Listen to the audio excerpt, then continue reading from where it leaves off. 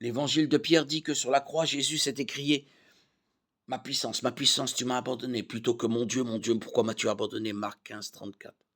Dans le récit de la crucifixion, l'évangile de Pierre évite soigneusement de dire que Jésus est mort, affirmant plutôt qu'il a été enlevé. Cette idée d'échapper à la mort réelle est reflétée dans le Coran, sourate 4, 157, 158. Mais Allah l'a enlevé lui-même. L'évangile de Pierre suggère que le Christ a été enlevé à la présence divine au moment où sa puissance divine a quitté son enveloppe corporelle, qui n'avait été qu'une résidence temporaire. Cet enseignement ainsi que l'affirmation selon laquelle Jésus resta silencieux comme s'il ne ressentait aucune douleur sur la croix met en évidence l'erreur du docétisme.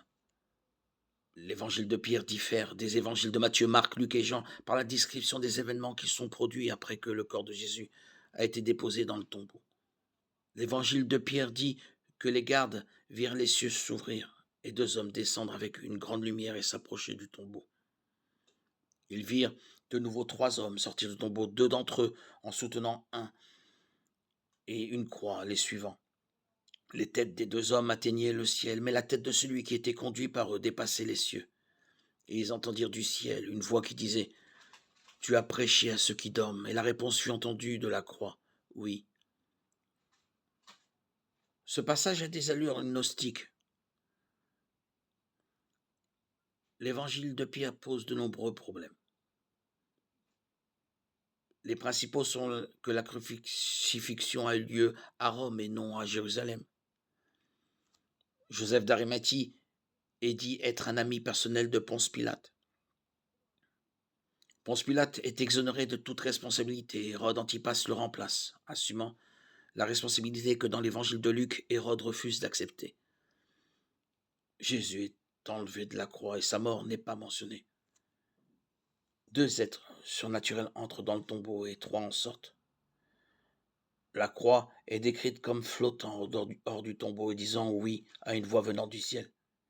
Il n'est pas fait mention de témoins ayant vu Jésus vivant après qu'il a été traîné hors du tombeau. Et si cela ne suffit pas à mettre en doute la véracité de l'évangile de Pierre, nous avons aussi le témoignage d'Eusèbe.